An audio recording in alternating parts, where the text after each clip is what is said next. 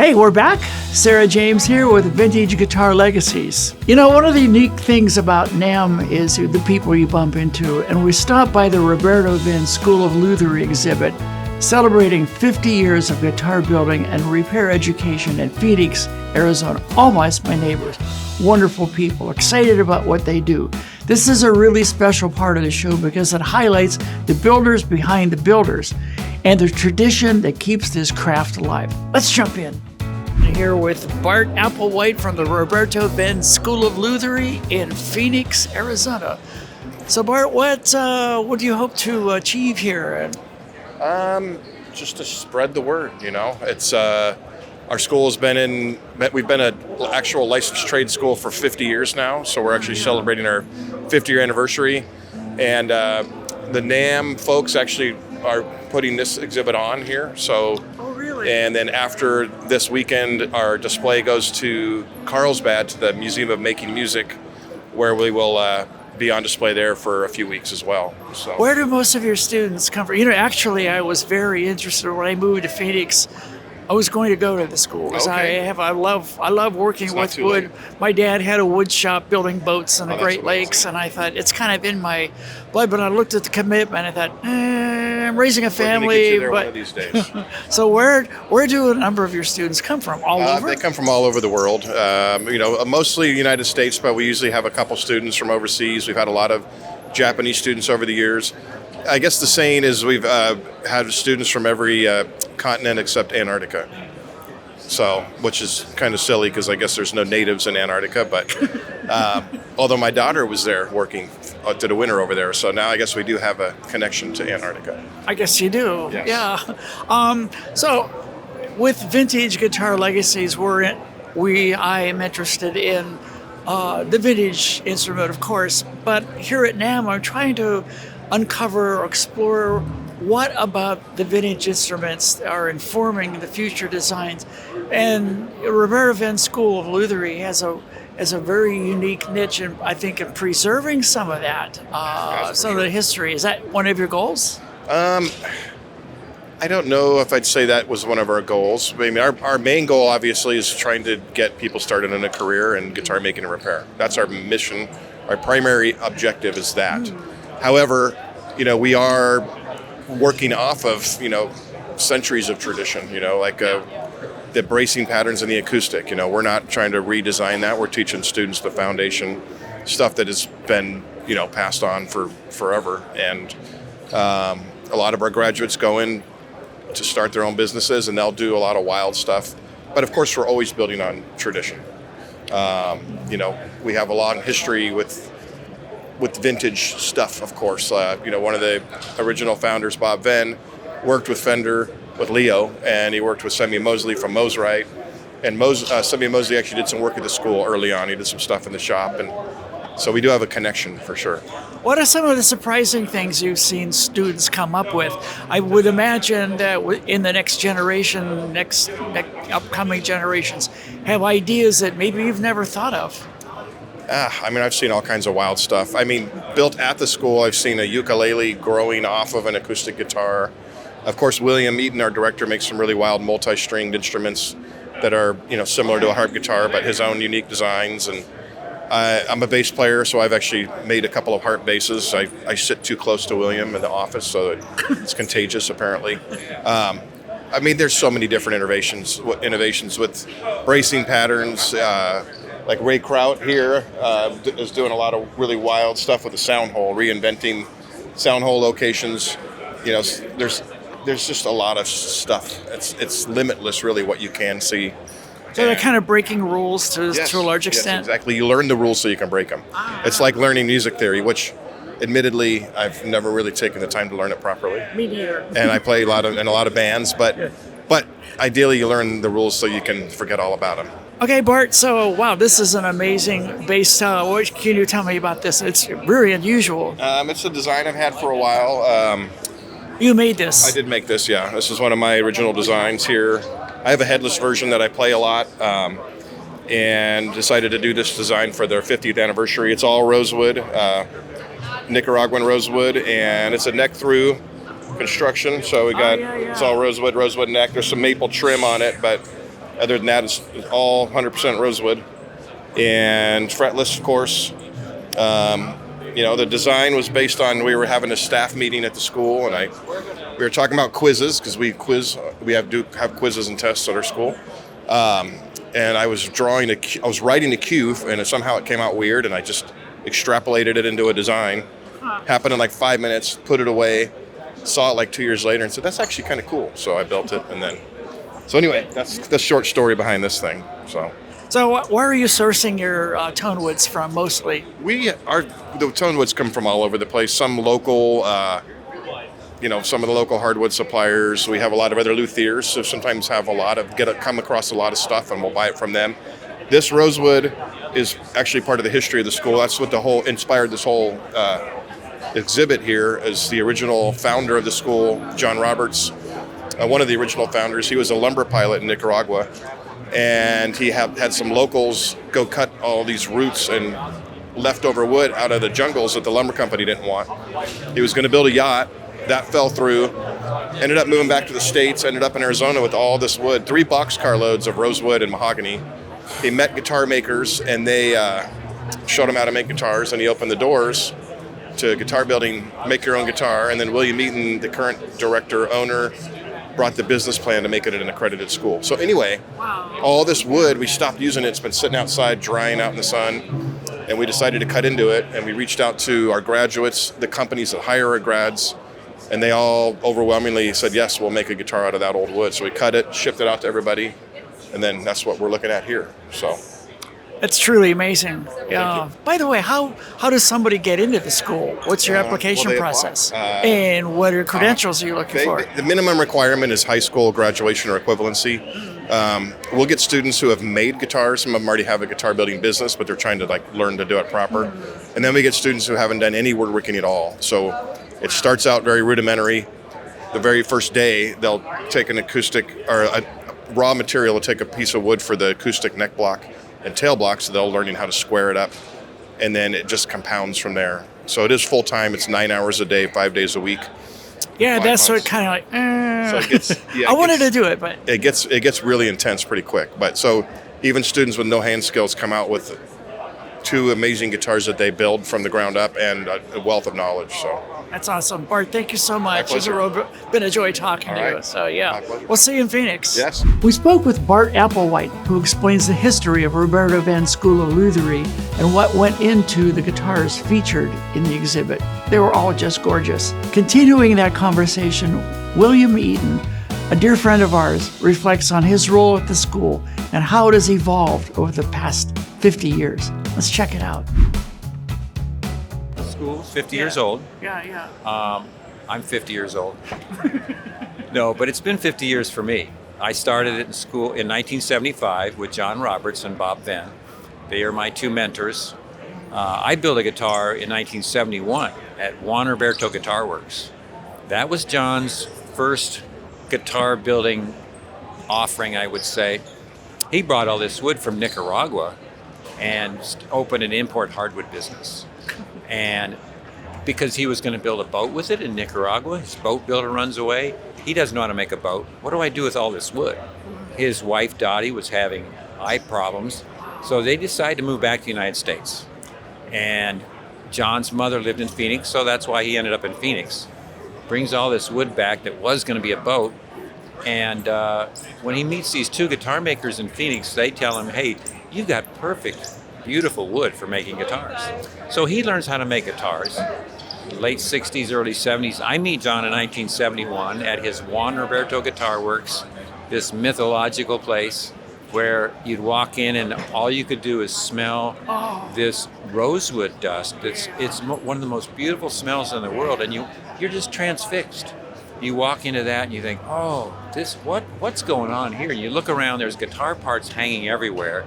It's like a set from some Star Wars movie. Seriously. And then you go out back and he shows you all this wood that's stacked everywhere. So I built my first guitar in 71, but I thought it was a one-off. I got to get on my kind of a one and done. Did it, been there, done that. I did it, yeah. And I'm headed towards the business world. So I enrolled at Stanford Graduate School of Business. We happened to be the best business school in the country at that time, which we're all proud of. Our class calls ourselves the best class ever. And We all say that. they all say that, but it was tongue-in-cheek, it was just for fun. But so I'm at Stanford, starting the interview process with people like Boston Consulting and McKinsey Consulting and Bank of America and Procter, you name it, international companies. But I get this, I had 3 weeks coming up, and I had a dream about making a second guitar. So I get up, I draw it out. 2 days later in my new enterprise management class, I get an assignment to write a business plan. Okay, all of you got to write a business plan, and he says it can be real or it can be fictitious. And I'm thinking, I'm going to Phoenix. I've got these 3 weeks to build my second guitar. I'll write a plan about a guitar making school, because John just had a little apprentice, and so I wrote up a 60-page business plan, which you would if you're a Stanford student, graduate student, and I sent it to John and Bob. I said, yeah, let's do it. So I graduate in June, and I come back to Phoenix, and we started the school, 1975, over 50 years ago now, 50 and a half years ago. So that's how I get into the picture. So I say that because that's why this is so special to me. These guitars on display are a celebration of all the networking, all the individuals that have come to the school, and we've met over the years, the companies, and almost, I could say most guitar companies, we're within 1 degree of separation. We either have a student or graduate works for them, or we know them. And so this exhibit's pretty special to us. To make 50 guitars, we had to be somewhat selective because we have 3,000 graduates, 3,000 plus, a lot more. And so I started calling everybody individually. And I started with some of our really elite builders that are famous as custom guitar makers. And then all of our staff was on board. Then I started calling my company friends. Paul Waller was the first call. Paul is one of the custom builders at Fender. So if you get to that status in Fender, you are a really good luthier. And so Paul is great. And this is a funny story because I tell Paul, I said, do you remember when you were a student, all that rosewood out back, those piles, planks that look like driftwood? I said, oh, sure, I remember that, because the students learn the story that this wood comes up from the jungles, like I told you, from Nicaraguan. The mosquito people helped John pull it out of the jungle to make a boat with, right? So they know about the wood. And I say to Paul, says, well, we're going to have this project. We're going to have all of our a lot of graduates make a 50th anniversary guitar. We'd like you to participate. Oh, yeah, I'll build a Telecaster. And I'm thinking, a Telecaster out of Rosewood. And then one of my instructors, staff says, yeah, that'd be the George Harrison model. I said, what? So I look up the George Harrison model. In the early 70s, Fender makes a Rosewood Telecaster, Rosewood neck, Rosewood body. The whole guitar is fretboard. It's all Rosewood. And they do this with a Stratocaster. They do it with some of their model lines. So George plays this. They give it to George Harrison. He becomes famous. And by the way, this last year, he's been all over the internet because during the Abbey Road sessions, he's playing that Rosewood Telecaster. And so when I call Paul, he says, and then I get it. I call him back and say, oh, I get it now. A George Harrison style. And he says, yeah, I made 100 of those in the early 90s for the tribute model. So Paul personally makes 100 of these. He could make them in his sleep by now, And Donnie Harrison, George's son, signed every one of them. Olivia, George's wife, when George passes, this becomes a tribute model. So that's that guitar over there. On the end, that's a Telecaster. So every one of these guitars has a story. I'm not going to tell you 54 stories, but every one of them has this wonderful story. But including all the other makers like Bob Taylor. You've heard of Taylor guitars. Oh, yeah. So they make about 750 guitars every day right now. So they're big time, And of course, Bob's a good friend of mine. I love doing stories with Bob. Like last time I saw him, he said, Taylor Swift's first guitar, all koa wood. He says, I know where that koa comes from, Bob. One of our graduates used to sell that to Bob. Wow. Sells to Eric Vosbrink, who was his purchasing guy, one of our graduates. Well, the first guy that Bob hires, or second, was Will Harris, one of our graduates. So I know Bob since he was in a garage, making a few guitars here and there, and now he's an icon. And we were talking about icons the other day when I bumped into you about Jim Olson, for example. Jim Olson, an who's a wonderful, wonderful dear friend, and he builds them one at a time by himself. And I guess the other side of the story is that Taylor has been able to perfect their production lines to the extent they're making 750 a day. Jim makes one every 6 months or so. An interesting aside of you and my friend Jim Olson is Jim does this process with routers, because I visited his workshop. Yeah. And he had 20 or 30 routers set up for each station. So he builds them one at a time, in groups kind of. If you're doing one thing, you might do 5 or 10 of this operation, right? So he's doing not a mass production, but he and Bob. So Bob develops all this jigs, fixtures, CNC. He's a pioneer with that in the guitar world, CNC and all the stuff that a lot of modern companies now use.